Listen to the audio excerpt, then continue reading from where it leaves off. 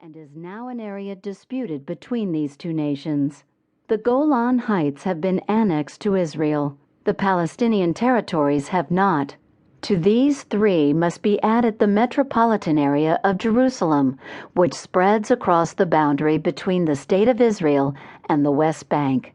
Some self-rule has been given to the Palestinian people of the West Bank and Gaza, but ultimate power rests with Israeli authorities. In reality, the country of Israel encompasses not one, but two peoples, Israeli Jews and Palestinian Arabs. Their worldviews are at odds, and their visions of the future could not be more different. Prospects for peace brighten, then dim. Not even their powerful allies are able to offer a solution that meets with their approval.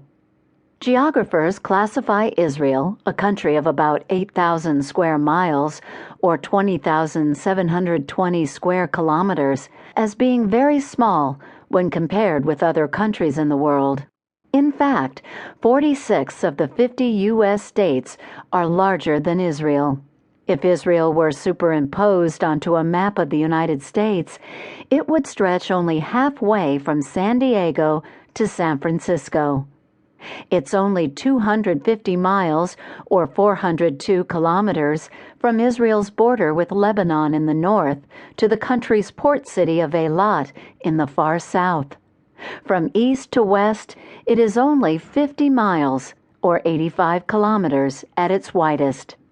Israel's small size and elongated shape figure significantly into its international relations. Together, they invite a feeling of vulnerability. Small states, particularly those with unfriendly neighbors on their borders, sometimes have a hard time surviving. Syria and Lebanon are Israel's two most belligerent neighbors. Egypt signed a peace treaty with Israel in 1979, but only a cold peace exists between the two. Jordan signed a peace treaty with Israel in 1994, but the relationship is still troubled. The most significant threat to Israel, however, comes from the Palestinian population within its borders. Egyptian, Jordanian, Syrian, and Lebanese Arabs have independent states of their own. The Palestinian Arabs do not. From their point of view, the land that should be the state of Palestine became instead the state of Israel. The Palestinians blame the countries of Europe for not giving them independence immediately after World War I. They also blame the United States for supporting the State of Israel with more foreign aid than it gives to any other country, about $2.5 billion annually in direct payments.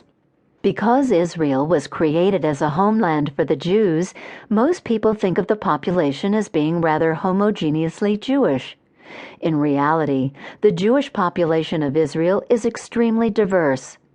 That diversity has been a source of Israel's strength. Jews have returned from around the world, from Europe, Africa, Asia, Australia, and the Americas, to the land of their ancient ancestors. They return speaking different languages, having different conceptions of Judaism, and being devoted to different ideologies.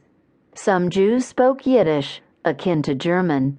Some spoke Ladino, a Jewish dialect of Spanish, while others spoke Arabic, Persian, or one of numerous other languages, even English. Jews who came from Europe were mostly secular Jews. They identified strongly as Jews, but were not very religious. In fact, the founding fathers of Zionism, Jewish nationalism, in Europe were largely secular Jews. In the late 1940s, however, very observant Jews began arriving in Israel from Islamic countries in Africa and Asia. They reinvigorated Orthodox Judaism by insisting on observance of their religious laws as set down in their Bible. They joined many ultra-Orthodox Jews with roots in Eastern Europe. Many different ideas about how to run a country also converged in Israel. Some Jews came as socialists because of their European heritage. A few came as capitalists, and the most recent wave of immigrants came as ex-communists from the former Soviet Union. All of these people joined a small population of Palestinian Jews who had always lived in the Holy Land.